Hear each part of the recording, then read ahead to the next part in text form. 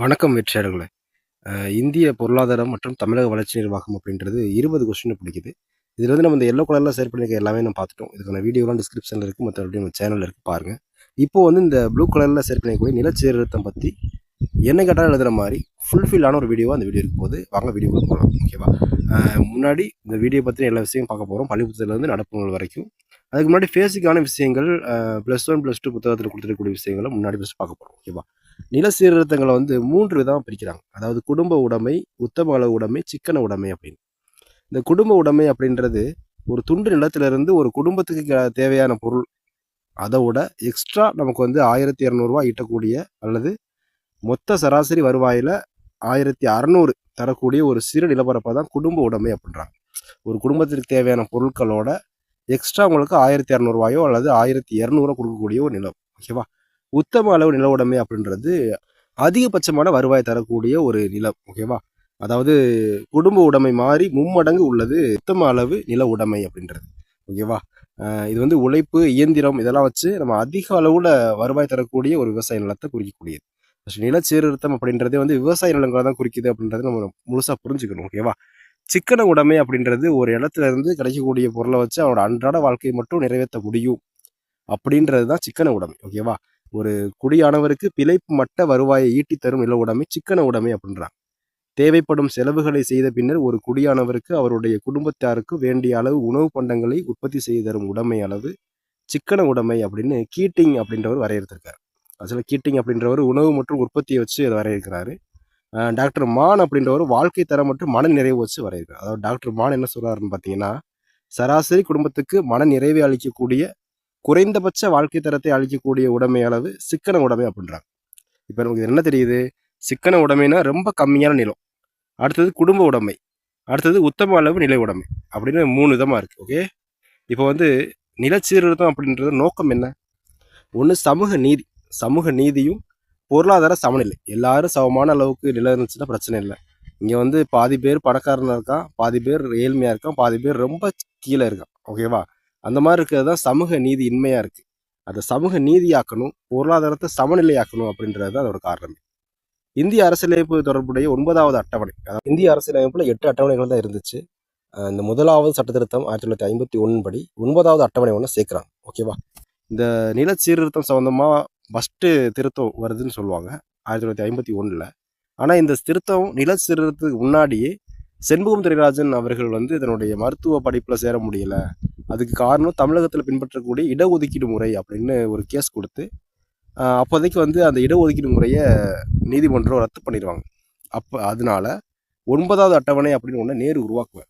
ஆக்சுவலாக இந்த 9வது அட்டவணை அப்படின்றது எதுக்குன்னா, அதில் கொண்டு போய் ஒரு சட்டத்தை வச்சிட்டோன்னா அது நீதிமன்றம் அதை வந்து மறு ஆய்வு செய்யவோ அல்லது அதை பற்றி எதுவுமே விசாரிக்க முடியாது. ஓகேவா? அந்த மாதிரி ஒரு 9வது அட்டவணை உருவாக்குவார் நேரு அவர்கள். ஓகேவா? இந்த 9வது அட்டவணை எதுக்காக உருவாக்குறாங்க அப்படின்னு கேட்டாங்கன்னா, இடஒதுக்கீடு முறைக்காகவும் நிலம் சம்மந்தமான இப்போ நில உச்சவரம்பு சட்டம் இதெல்லாம் கொண்டு வரும்போது அதை எதிர்த்து ஜமீன்தார்கள் இவர்கள்லாம் கேள்வி கேட்பாங்கல்ல, அதனால 9வது அட்டவணை ஒன்று உருவாக்கி அதில் எல்லா சட்டங்களையும் வைக்கிறாங்க. 9வது அட்டவணை வைக்கக்கூடிய சட்டங்களை நீதிமன்றம் யாரும் கேள்வி கேட்க முடியாது. ஓகேவா? இந்திய அளவில் நிலச்சீர்திருத்தத்துக்கு முக்கிய மைல்கற்கள் என்ன கேட்டிருக்காங்க. மைல்கற்கள்னா எதுக்காக நிலச்சீர்திருத்தம் செய்கிறாங்க அப்படின்றது. ஓகேவா? முக்கியமாகவே வந்து இடைத்தரகர்களை ஒழிக்கிறதுக்காக ஜமீன்தாரி, மகள்வாரி, ரைத்வாரி முறைகள் ஒழிக்கப்பட்டது. இந்த ஜமீன்தாரி, மகள்வாரி, ரைத்வாரி முறைகள் ஆங்கில காலத்தில் கொண்டு வரும்போது நில உரிமையாளர்கள், குத்தகைதாரர்கள், அதாவது விவசாயி குத்தகைதாரராக இருப்பாங்க, அவங்கள்ட்ட இருந்து அதிகமான பணத்தை வசூல் பண்ணி அதை அவங்க பாதி வச்சுக்கிட்டு பாதி அரசாங்கத்துக்கு கொடுத்துட்டு இருந்தாங்க, ஆங்கில அரசாங்கத்துக்கு. ஓகே தானே? இதனால வந்து என்னன்னா, உழைப்பவருக்கு நிலம் சொந்தமாக இல்லை, அந்த உழைப்பவருக்கு நிலம் சொந்தம் அப்படின்ற நிலையை மாத்திரக்காக தான் நில சீர்திருத்தம் கொண்டு வராங்க. குத்தகை சீர்திருத்தம், நியாயமான வாடகை, குத்தகை பாதுகாப்பு, நில உச்சவரம்பு சட்டம், ஒரு குடும்பம் எவ்வளவு நிலம் வச்சிருக்கலான்ற வரம்பு, இந்த மாதிரியான திருத்தங்களை கொண்டு வரதுக்காக தான் இதை கொண்டு வராங்க. பூமிதான இயக்கம் 1951 ஆச்சாரிய வினோபா அவர்கள் தொடங்குறாங்க. எங்கே தொடங்குறாங்கன்னு பார்த்தீங்கன்னா, அவங்களுடைய தெலுங்கானா பேச்சியம்பள்ளி அப்படின்ற ஊரில் தொடங்குறாங்க. ஓகேவா? இதை பற்றி கீழே ஃப்ரீவாக பார்ப்போம். ஏன்னா இது முக்கியமான ஒரு நில சீர்திருத்தத்தில் முக்கியமான ஒருத்தர் ஆச்சாரிய வினோபா அவர்கள் தான். இவரை பற்றி கீழே பார்ப்போம். ஓகே, தமிழ்நாட்டு நில சீர்திருத்தத்துக்கு முக்கியமான சட்டங்களை பார்ப்போம் ஃபஸ்ட்டு. ஓகேவா? தஞ்சாவூர் பண்ணை பாதுகாப்பு சட்டம் 1952 கொண்டு வராங்க, பண்ணை ஆட்களின் உரிமைகளை பாதுகாக்கிறதுக்காக. ஓகேவா? தமிழ்நாடு சாகுபடி குத்தகைதாரர்கள் பாதுகாப்பு சட்டம் 1955 கொண்டு வராங்க. அதாவது குத்தகைதாரர்களை வந்து நில உரிமையாளர்கள் காரணமின்றி வெளியேற்றுவதை தடுத்தல். அதாவது பயிர் விளைஞ்சு அறுவடை செய்ய போகிற நேரத்தில் நீங்கள் வெளில போங்கப்பா அப்படின்னு அனுப்பி விட்டுட்டு பயிர் அறுவடை பண்ணி இவர் எடுத்துக்கிறாங்கல்ல, அந்த மாதிரி செய்யக்கூடாது அப்படின்றதுக்காக தான் இந்த சட்டம். அதாவது அதாவது நில உரிமையாளர்கள் குத்தகைதாரர்களை அவங்களுடைய பாதியிலே வெளில அனுப்ப முடியாது. ஓகேவா? அதை தடுக்கிறதுக்காக கொண்டு வந்த சட்டம் தான் தமிழ்நாடு சாகுபடி குத்தகைதாரர்கள் பாதுகாப்பு சட்டம். அடுத்தது தமிழ்நாடு சாகுபடி குத்தகைதாரர்கள் நியாய வாடகை செலுத்துதல் சட்டம் 1956 கொண்டுறாங்க அடுத்த வருஷம். அதாவது விளைச்சல்ல நியாயமான பங்கு நிர்ணயிக்கும். இப்போ வந்து குத்தகைதாரர்களுக்கு நில உரிமையாளர்கள் நியாயமான பங்கு கொடுக்கணும். ஓகேவா? ஏன்னா அவங்க தான் கஷ்டப்பட்டு உழைச்சி எல்லாம் பண்ணுறாங்க. நிலத்துக்கான ஒரு தொகையை மட்டும் எடுத்துக்கிட்டு வாடகை தொகையை எடுத்துக்கிட்டு மிச்ச தொகையை வந்து யார்கிட்ட கொடுக்கணும்? குத்தகைதாரர்கிட்ட கொடுக்கணும். அதான் நில உரிமையாளர்களுக்கு அழகு. ஓகே, அடுத்து பார்ப்போம். தமிழ்நாடு நில சீர்திருத்த சட்டம் காமராஜர் அவர்கள் ஆட்சி காலத்தில் கொண்டு வந்தது 1961 கொண்டு வந்திருக்காங்க. ஒரு குடும்பத்துக்கு 30 ஏக்கர் அப்படின்னு உச்சவரம் நிர்ணயிக்கிறாங்க. அது 30 ஏக்கர் அப்படின்றது 5 நபர்கள் அடங்கிய ஒரு குடும்பம். ஓகேவா? அப்படின்னு வச்சுக்கோங்க. அதிகபட்சமாக இருந்தாங்கன்னா 60 ஏக்கர். ஓகேவா? இதை நான் பற்றி கீழே ஒரு கட்டம் போட்டு உங்களுக்கு க்ளீனாக காட்டியிருக்கேன். அடுத்து போவோம். நில உச்சவரம்பு திருத்த சட்டம் இது எப்போ 70 கொண்டுறாங்க. யாருன்னா கருணாநிதி அவர்கள் முதலமைச்சராக கொண்டுறாங்க. 30 ஏக்கராக இருந்த நில உச்சவரம் 15 ஏக்கராக குறைக்கிறார். ஓகேவா? இது முக்கியமான தேர்வு கேள்வி. இந்த கேள்வி வந்து அடிக்கடி கேட்டே இருக்காங்க. நில உச்சவரம்பு திருத்த சட்டம் 1970 எவ்வளோ உச்சவரம்பு வச்சுச்சுன்னா 15 ஏக்கர். ஓகேவா? அதெல்லாம் இப்போ கூட இந்த 15 ஏக்கர் தான் நடைமுறையில் இருந்துகிட்டு இருக்கு. அதனால நீங்கள் தெரிஞ்சுக்கங்க. ஓகே, இந்த பாருங்க. அதுக்கடுத்து குடியிருப்புதாரர் உரிமை சட்டம். குடியிருப்புதாரர் உரிமை சட்டம் 1971 வந்திருக்கு. விவசாய தொழிலாளர்களுக்கு குடியிருக்கும் இடத்திற்கு அவர்களுக்கே உரிமை வழங்குது. அது விவசாய தொழிலாளர்கள் குடியிருக்கக்கூடிய இடம் அவர்களுக்கே உரிமை அப்படின்ற மாதிரி ஒரு உரிமை வழங்கணும். ஓகேவா? முக்கியமான ஆளுமைகள் அப்படின்னு பார்த்தோம்னா நிலச்சீர்திருத்தம் சம்மந்தமாக காமராஜர் அவர்கள் குறிப்பிடலாம். குமாரசாமி காமராஜர் அவர்கள் 61 நிலச்சீர்திருத்தம் கொண்டுறாங்க. அதான் 30 ஏக்கர் உச்சவரம்பு அப்படின்னு கொண்டுறாங்க. மற்றபடி கல்வி மற்றும் விவசாயத்தில் புரட்சி செய்தவர் அப்படின்னு போட்டிருக்காங்க. வேறு ஒன்றும் இல்லை. மு கருணாநிதி அவர்கள் 1970 உச்சவரம்பு சட்டம் கொண்டுறாரு. 15 ஏக்கரை குறைக்கிறார். இவர் வச்சிருந்த 30 ஏக்கர் ஒரு 15 ஏக்கரை குறைக்கிறாரு. 2006 என்ன செய்யறாருன்னு பார்த்தீங்கன்னா நிலமற்ற ஏழை விவசாயிகளுக்கு 2 ஏக்கர் நிலம் வழங்கும் திட்டம் அப்படின்னு ஒன்று தொடங்கி வைக்கிறார். அதாவது நிலமற்ற ஏழை விவசாயிகளுக்கு 2 ஏக்கர் நிலம் வழங்கியது யார் அப்படின்னு கேட்கலாம். 2006 மு கருணாநிதி அவர்கள் தான். ஓகேவா? அடுத்து பாருங்க, இவங்க 2 பேர் கொண்டு வந்த திட்டம் பாருங்க. உச்ச வரம்பு காமராஜர் கொண்டு வந்தது 61 30 ஏக்கர் அப்படின்றது 5 பேர் கொண்ட குடும்பத்துக்கு. அதே ஒரு பெரிய குடும்பம் அதிகபட்சமா நிறைய பேர் இருக்காங்க அந்த குடும்பத்தில் அப்படின்னா 60 ஏக்கர் வச்சுக்கலாம். ஓகேவா? கருணாநிதி அவர்கள் கொண்டு வந்தது 1970 5 பேர் கொண்ட குடும்பத்துக்கு தான் 15 ஏக்கர். அதே அதிகபட்சமா நிறைய பேர் அந்த குடும்பத்தில் இருக்காங்கன்னா 30 ஏக்கர் வரை வச்சுக்கலாம். ஓகேவா? அதுக்கு மேலே வச்சுக்க முடியாது. ஓகே தானே? அடுத்து போவோம். வினோபாவே 1951 தமிழகத்தில் பூமிதான இயக்கத்தை பரவ காரணமாக இருந்தவர். முதல் நிலக்கொடையாளர் வந்து யாருன்னு பார்த்தீங்கன்னா ரேவதி ராமச்சந்திர ரெட்டி. ஓகேவா? இவரும் தெலுங்கானாவில் பேச்சிய மொழியில் தொடங்குறாரு இவர் ஸ்கீமை, அந்த பூமிதான இயக்கத்தை. அப்போதைக்கு ரேவதி ராமச்சந்திர ரெட்டி அப்படின்றவர் ஃபர்ஸ்ட் இதனோட நிலத்தை கொடுக்குறாரு. எவ்வளோ 100 ஏக்கர் நிலத்தை கொண்டு வந்து கொடுக்குறாரு, தானமாக கொடுக்குறாரு. ஓகேவா? இந்த இயக்க வன்முறையற்று முறையில் நிலச்சீர்திருத்தத்தை கொண்டு வந்ததால் ரத்தமற்ற புரட்சி பிளட்லெஸ் ரிவோலியூஷன் சொல்கிறாங்க. சமீபத்திய தகவல் கரண்ட் அஃபேர்ஸ்ன்னு பார்த்தோம்னா தமிழ்நாடு நிலச்சீர்திருத்த சட்டம் 2024 பழைய சட்டத்தில் இருந்த minor son and unmarried daughter, அதாவது வயது வந்த மகன் திருமணமாகாத பெண் அப்படின்ற சொற்களை எடுத்துட்டு மைனர் சில்ட்ரன் மைனர் கிராண்ட்சன், அதாவது வயது வந்த குழந்தைகள் வயது வந்த பேர குழந்தைகள் அப்படின்னு மாற்றிருக்காங்க. இது வந்து பாலின பாகுபாட்டு காட்டக்கூடாது அப்படின்றதுக்காக திருத்தம் கொண்டு வந்திருக்காங்க. ஓகேவா? ஆண் பெண் சமம் அப்படின்ற மாதிரி ஆணாக இருந்தாலும் பெண்ணாக இருந்தாலும் தாத்தாவுக்கு பேரன் பேத்தி அப்படின்னு தான் வரும். அப்போனா வயது வந்த பேர குழந்தைகள் வயது வந்த மகன்கள் அப்படின்ற மாதிரி குழந்தைகள் அப்படின்னு மாற்றிட்டாங்க. ஓகேவா? இது பாலின வேறுபாடு காட்டக்கூடாது அப்படின்றதுக்காக திருத்தம் பண்ணியிருக்காங்க. டிஜிட்டல் நில ஆவணங்கள் அப்படின்றது இன்னும் இல்லை, இசேவை மையம் இருக்குல்ல, அதாவது இவனு ஃபோனில் எங்கே இருந்தாலும் எப்போ இருந்தாலும் இந்த எனி டைம் எனிவேர் அப்படின்னு போட்டிருக்காங்க. அதாவது பட்டா நில வரைபடம் இதெல்லாம் நம்ம தெரிஞ்சுக்கலாம். முதல்ல நில வரைபடம் வேணும் அப்படின்னா நம்ம விஓ ஆஃபீஸில் போய் விஓட்ட கேட்டு வாங்குற மாதிரி இருந்துச்சு. இப்போ ஆன்லைன்லேயே எல்லா இடத்துலையும் பெற மாதிரி வசதி வந்துருச்சு. ஒரு யானை படம் போட்டு லேண்ட் நீட்னு ஒரு ஆப் இருக்கும், ப்ளே ஸ்டோரில் கூட கிடைக்கும். அந்த ஆப்பில் கூட நீங்கள் பார்த்தீங்கன்னா இந்த மாதிரி மேப் இருக்கும், பட்டா எல்லாமே பார்த்துக்கலாம். ஓகே தானே? நகர்ப்புற நில உச்சவரம் சட்டம் 1999 ரத்து செய்யப்பட்டது. நகர்ப்புறத்தில் நில உச்சவரம் சட்டம் 1999 ரத்து செஞ்சுட்டாங்க. ஓகேவா? 9வது அட்டவணை 1951 கொண்டு வரப்பட்டது. முதலாவது அரசியலமைப்பு சட்ட திருத்தம் இதுதான்.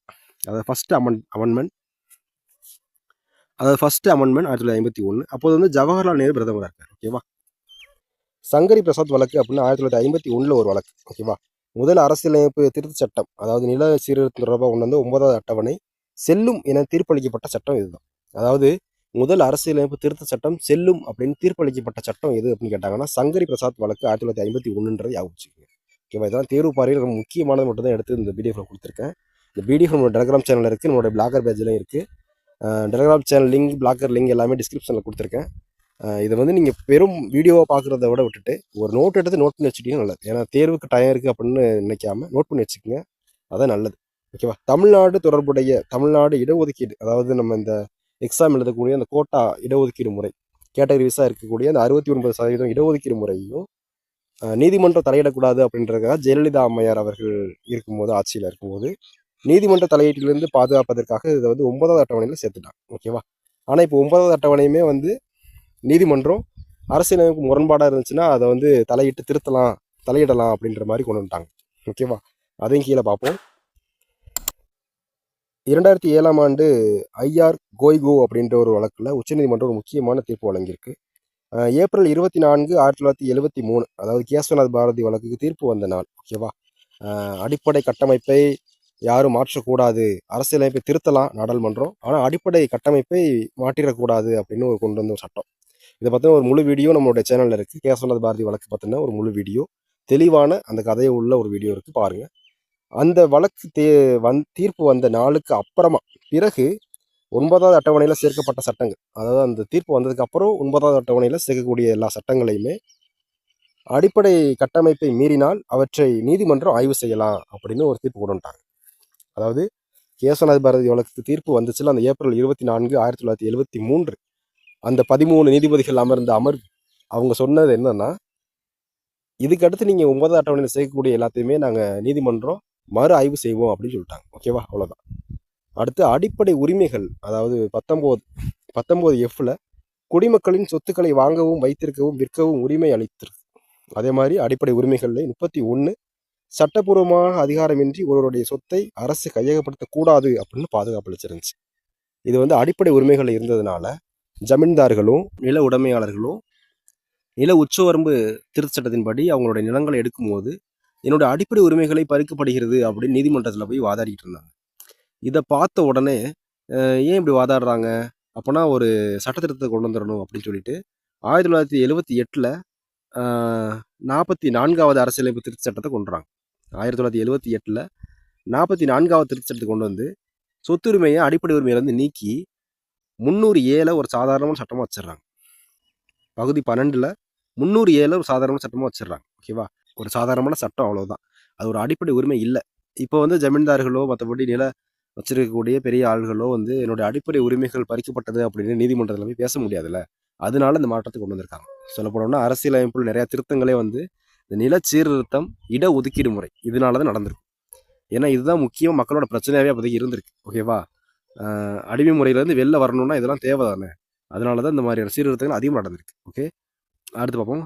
ஹோலக்நாத் வழக்கு 1967. இது வந்து ஒரு பெரிய கதை, ஆனால் இதை நான் சிம்பிளாக அவங்களுக்கு சுருக்கி கொடுத்துருக்கேன். ஓகேவா? பஞ்சாப் மாநிலத்தில் 2 பேர் இருக்காங்க, அண்ணன் தம்பி. ஓகேவா?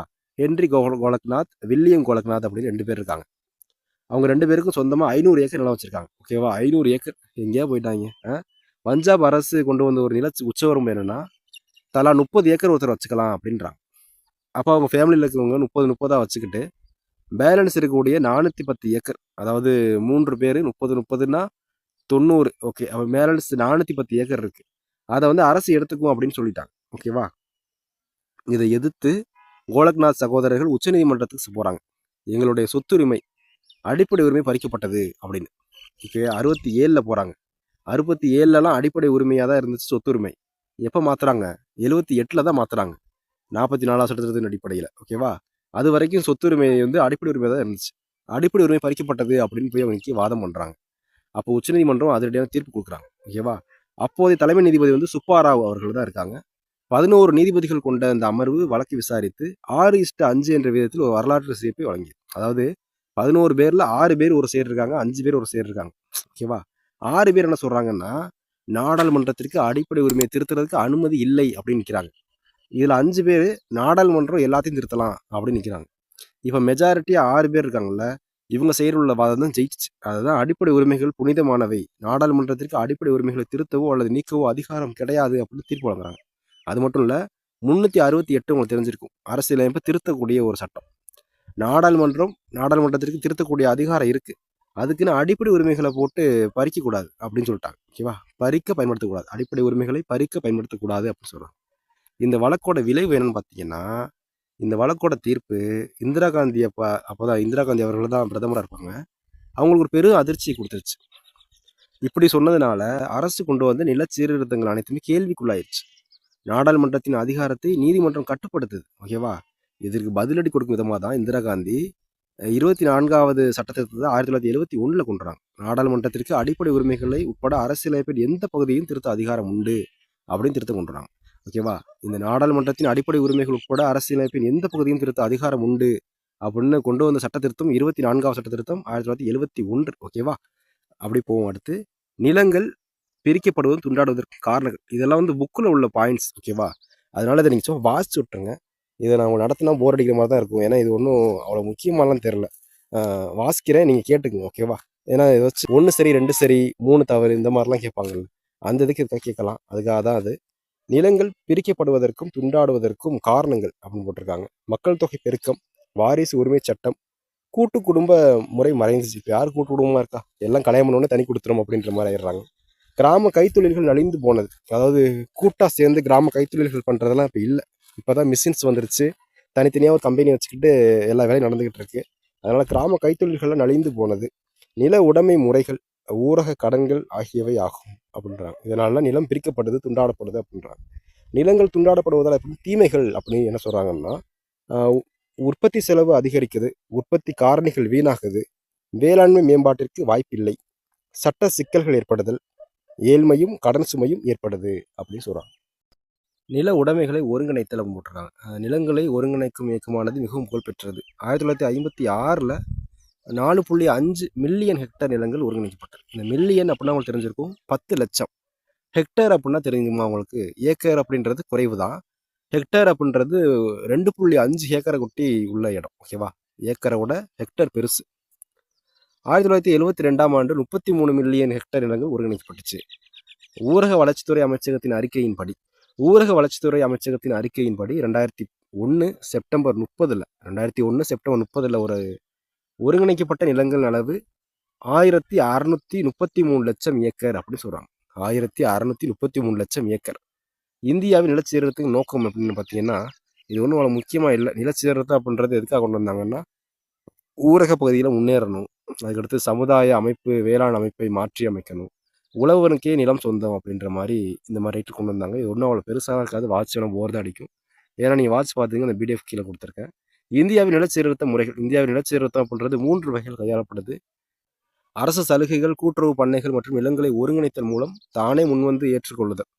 ஓகேவா, நிலங்களை ஒருங்கிணைத்தல் போல சட்ட திருத்தங்கள் மூலம் தாமே முன்வந்து நிலச்சீர்திருத்த முறை ஏற்றுக்கொள்ளுதல். அதாவது நிலத்தை தானே கொண்டு வந்து கொடுக்கறது, சட்ட திருத்தம் கொண்டுறது மூலியமாக கொண்டு வந்து கொடுக்கறது, இடைத்தரகர்களை ஒழிக்கிறது, குத்தகதாரர்கள் சீர்திருத்தம், நில உச்ச வரம்பு ஆகிய பல வகையான சட்டங்கள் மூலம் கட்டாயப்படுத்துறது. இந்த மாதிரி 3 முறைகளில் வந்து நிலச்சீர்திருத்த முறை இப்போ இந்தியாவில் நடைபெற்று கொண்டிருக்கிறது. அடுத்தது உங்களுக்கான கேள்வி. இந்த கேள்விக்கு ஆன்சர் தெரிஞ்சவங்க கமெண்ட்ல சொல்லுங்க.